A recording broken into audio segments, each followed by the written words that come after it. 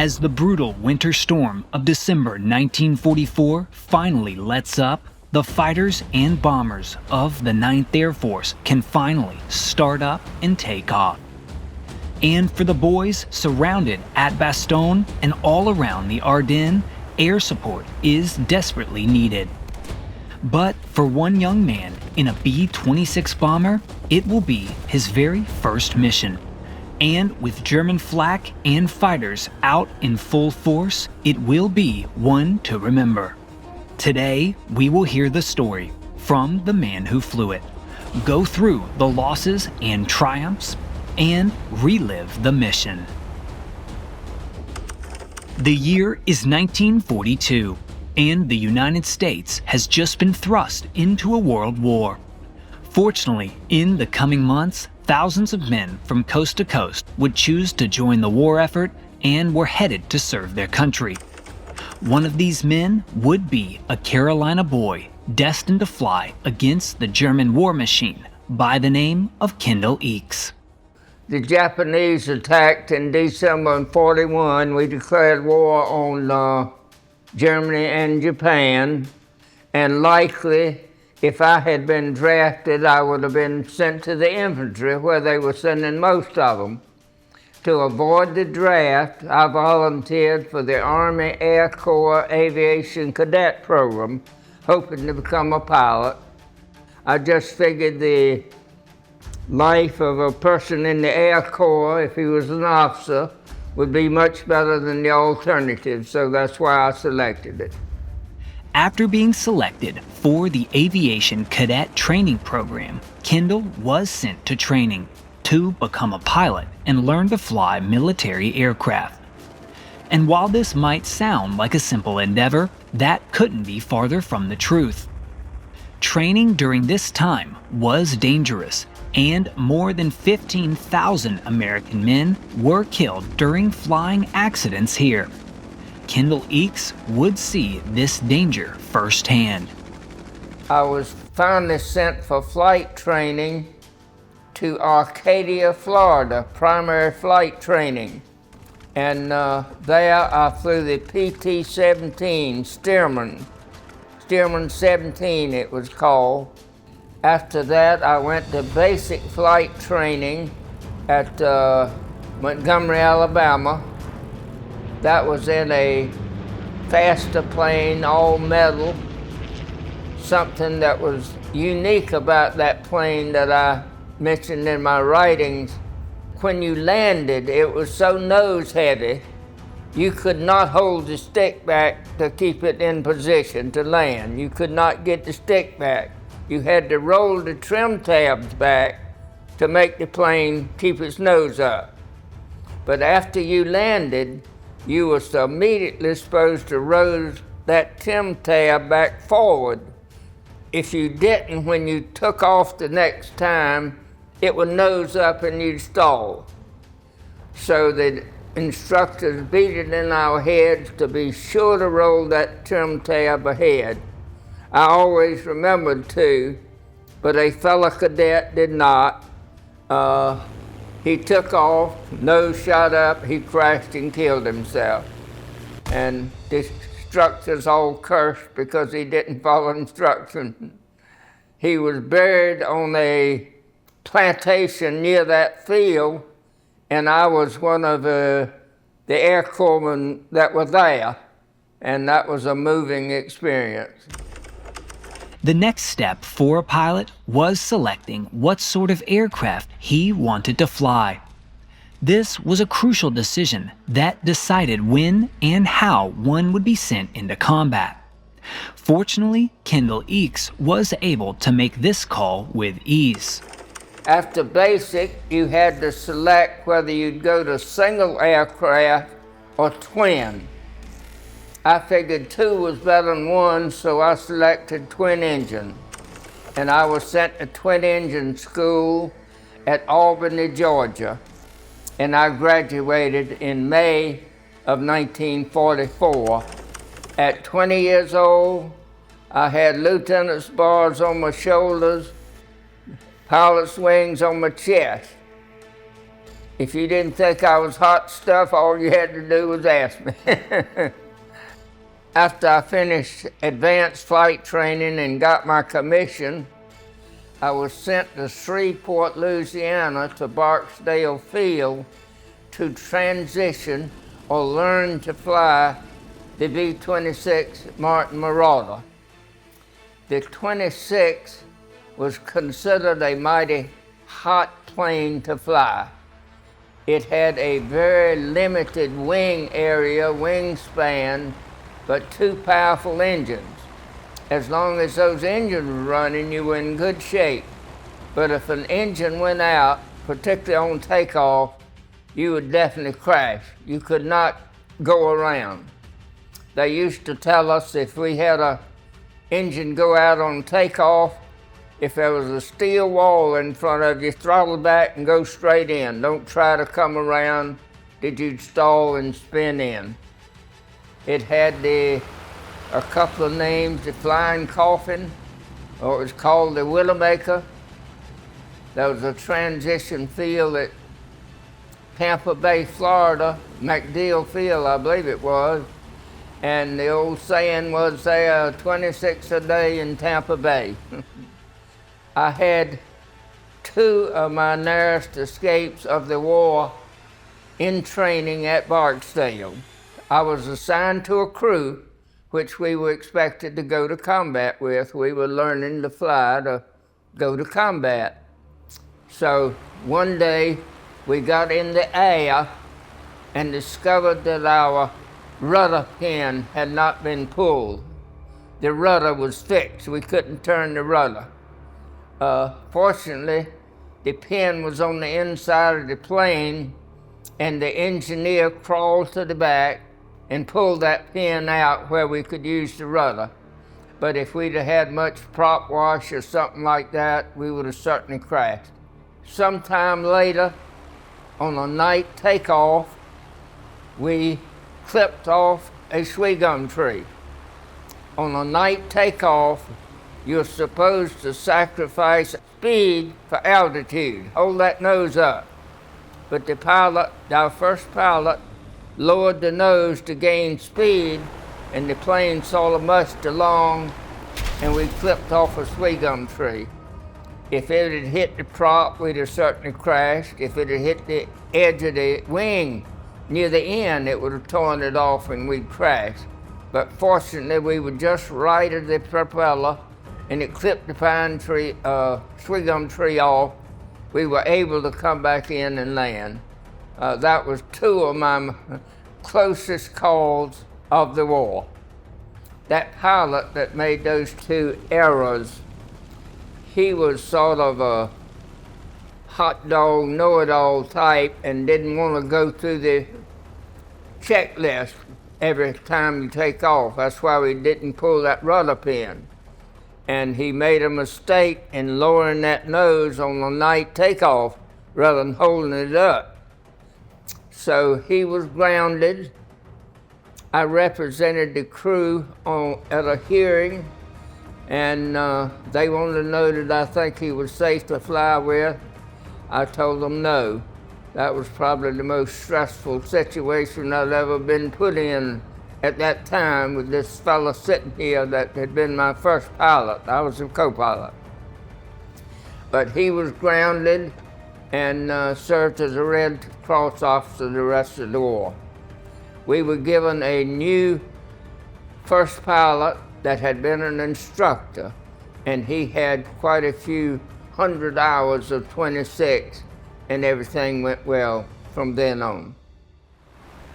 Fortunately, with that, the trials and challenges of training were finally over, and Lieutenant Kendall Eakes finally graduated as a B-26 pilot in the U.S. Army Air Force. And with the war raging in Europe, there was no time to waste. He and his crew were immediately sent across the Atlantic to join the war.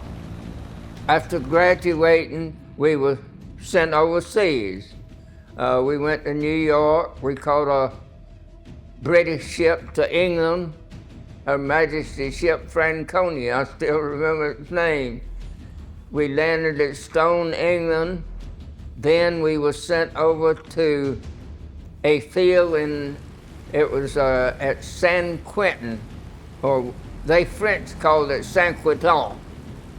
We were the 387th group, and of course we were part of the 9th Air Force. That was the major thing. Now, with the Fortresses and Mustangs of the mighty 8th Air Force getting much of the glory in the air war over Europe, the 9th Air Force is often forgotten. So, what exactly was the role of the 9th? After the Allies successfully invaded France and began their push inwards towards Berlin, the ground forces would inevitably need close air support. And this could not be provided by the 8th Air Force with their bases in England. Instead, this would have to be provided by the aircraft and airfields on the front lines, in France and other locations in Europe. These were better located so that the aircraft could reach critical targets and provide support quickly. And this is where Kendall Eakes and the 387th Bomb Group would be, as he arrived at the airfield at Saint Quentin, France, in the winter of 1944. But before he would be cleared for combat duty, he had to first be assigned to an aircraft. And since he was part of a replacement crew, oftentimes he flew on different aircraft throughout the unit, rather than one particular plane. But there was one aircraft that Lieutenant Eakes specifically remembered flying on regularly. Barrel-ass. That was just a name. You've heard that somebody's taken off in a hurry, they barrel-ass on the way. So they made it barrel-ass. But people would say a barrel-ass. And here on Barrel-ass, the last step before being cleared for combat was ensuring that he knew all of the ins and outs of the 387's tactics and methods. Originally, the B-26, I understand, was designed to be a low-level bomber, but the results were disastrous. Too many were shot down. They were not flying low-level missions when I was there. We usually flew medium to high level. We did not carry oxygen on the B-26, so our missions were usually from around 8,500 feet to 12,000. Above that, you would start getting dizzy from the lack of oxygen. So when I was there, it was all pretty high level, mid-level to high level flights. And this is where Kendall Eakes and his crew would be officially cleared to fly with the 387th Bomb Group. He was ready to fly his first mission with the Tiger Striped Marauders, but his timing could not have been more critical. Lieutenant Eakes had arrived just in time to be snowed in with the famous winter storm of 1944, when the war in Europe was reaching a climactic moment. The German forces had made this attack to try to divide the Allied forces, and they were heading for the coast, and it was known as the Battle of the Bulge or the Ardennes Forest. The weather, that was in December, the weather was bad for about a week or 10 days. It snowed and rained, no airplanes could go, and the Germans were going lickety-split towards the coast.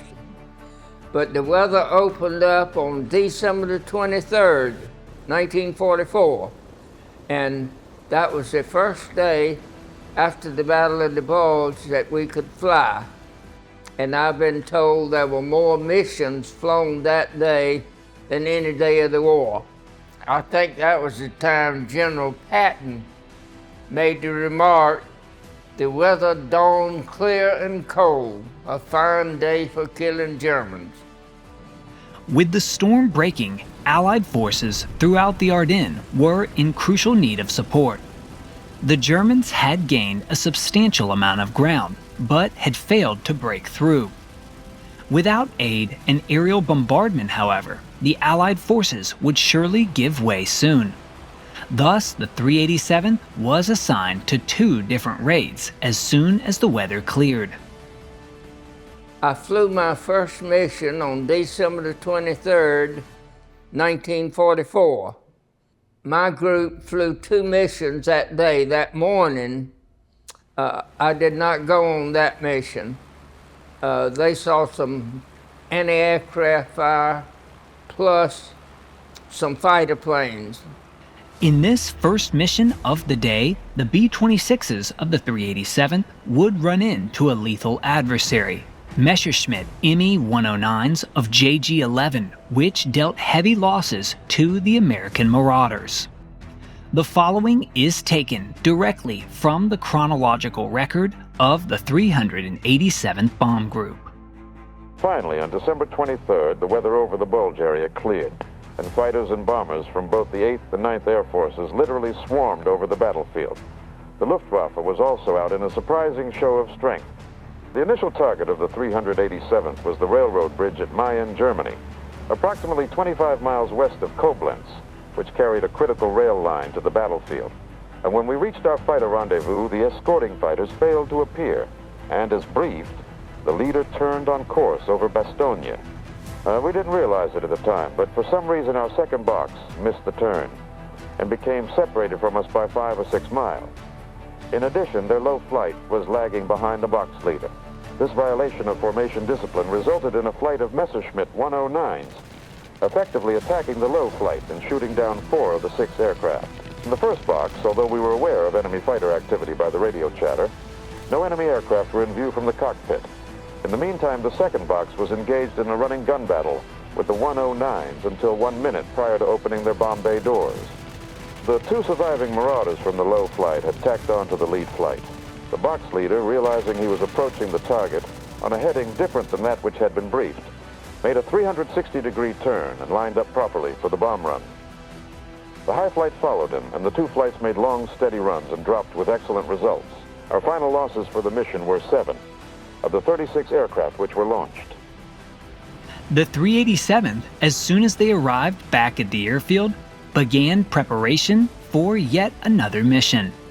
But this time, one new crew was assigned to join the sortie. I flew an afternoon mission. The ground was covered with snow. We had a target called Prum. We were hitting some bridges and ammunition dumps there. On the way, it was a clear, bright day. After all this rain and snow, everything was covered up with snow, and it was most interesting. We could see the German tanks and things on the ground because they showed up as dark against the snow. We did not see any fighters, but we saw lots of anti-aircraft fire. Well, before you got to the bomb run, while you were flying in flak, we would make evasive action.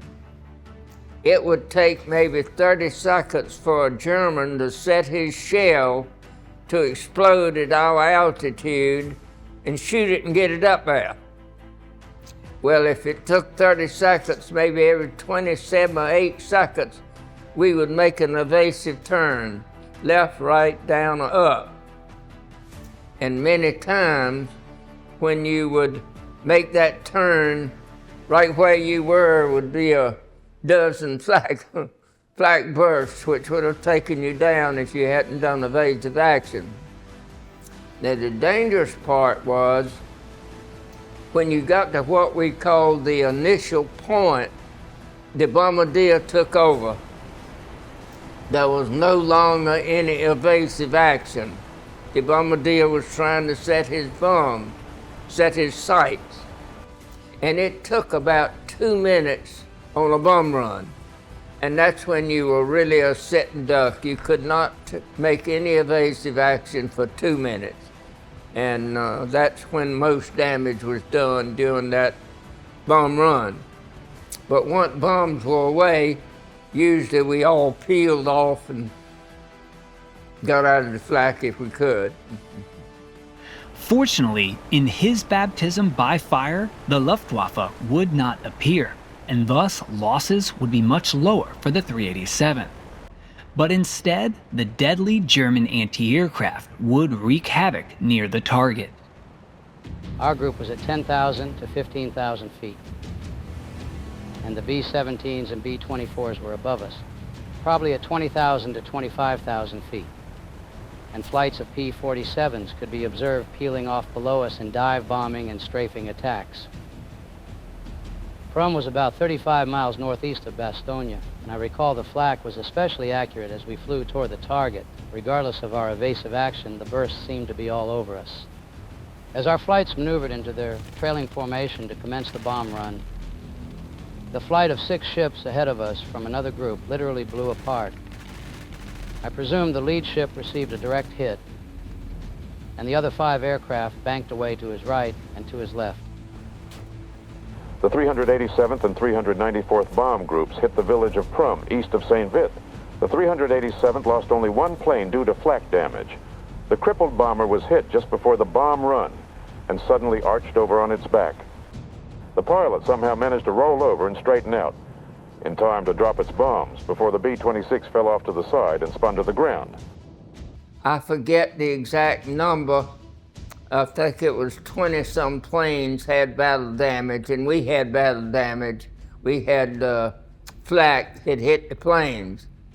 But I think the Air Force stopped that attack for the Germans. The Germans were going great, but then when the weather opened up and the Air Force could bomb them, I think we turned the tide of that battle.